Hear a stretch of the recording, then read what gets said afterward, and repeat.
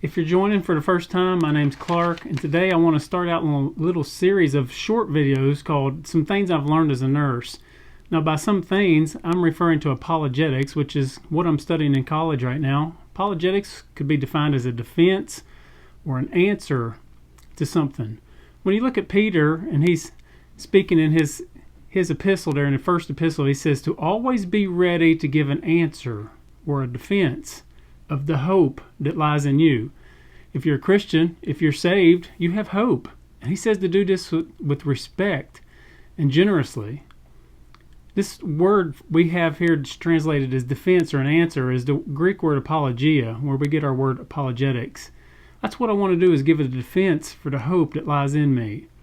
Now, I love to give analogies. In nursing, I've learned several things about how to give a defense, different analogies that I've seen in nursing down through the years. The first one I'd like to talk about today is basically that you want to treat the problem or the disease and not the symptoms.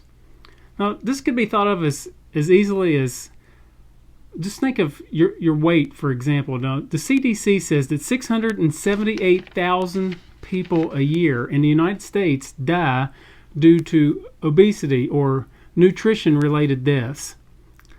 That's a whole lot more than what's been caused by the COVID virus. That's a whole lot more than what's been caused by a lot of things that we know of, car accidents, different things. 678,000 per year.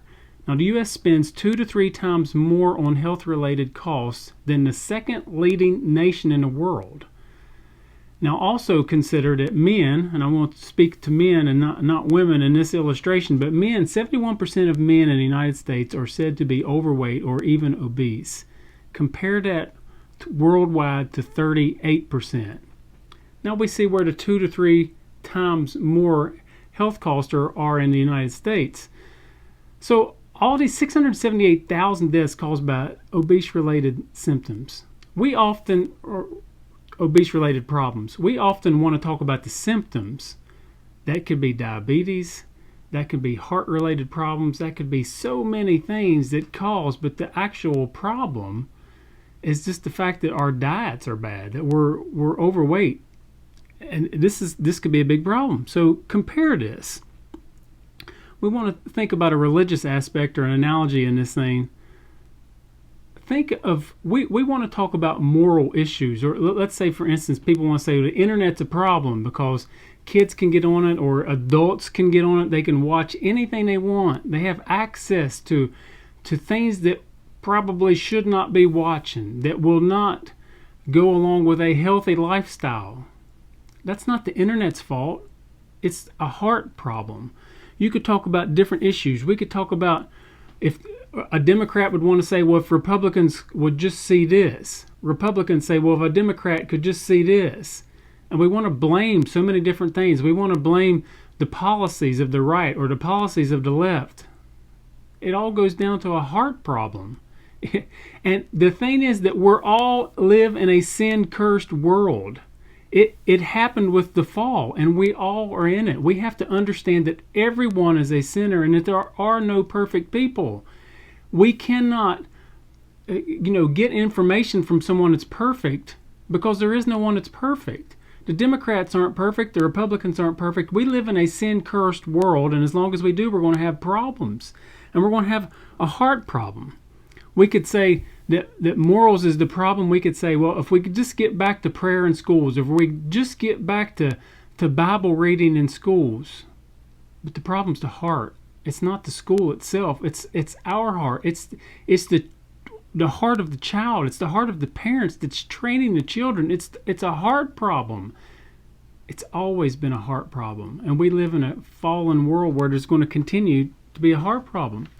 So now that you know what the problem is, what's the cure? Well, Jesus Christ is the cure. And we have to understand that He came so that we might have life and have it more abundantly. He paid for our sins. He is the answer to all the problems. He came to conquer it.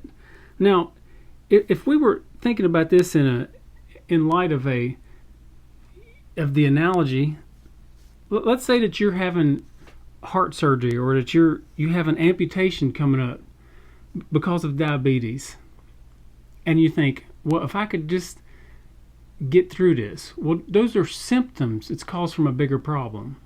Well, let's think for a minute that maybe someone is willing to give you a healthy pancreas. Now, in order to do that, they have to die. So let's say that you're getting ready to have an amputation because of your diabetes, and say, man, this is a symptom, but I wish I could cure the problem. Well, if someone could give you a healthy pancreas and they die, but they have one stipulation. This is the stipulation. They say, well, I want you to acknowledge the fact that you have a problem, which in this instance is diabetes, and I want you to acknowledge the fact that my life saved yours. And then after that, all you have to do is just love me and love your neighbors. Now that would seem like a no-brainer. If you could get your life, the quality of your life back, and not have to go through amputation, not have to go through heart surgery, not have to worry about your diet, because now you have a healthy pancreas and everything's are much better now with your diabetes. Wouldn't it be so easy to say, man, this person gave their life for me. I just cannot get over the fact of what they have done. And now it makes me just want to love others. Man, isn't that that just seems like it makes it so easy. But we have something that's similar to that we have this problem called sin. And Jesus Christ died and gave his life to pay for that, to conquer it. We need to treat the problem and not the symptoms. We need to understand that people out there who may not agree with us are not the problem. No, the problem is that we live in a sin-cursed world, and there is only one answer for that, and that is Jesus Christ. If you enjoyed this, if you want to keep up with the videos, please subscribe to the channel. Hopefully we'll have out some more short videos in this series coming up soon. Thanks.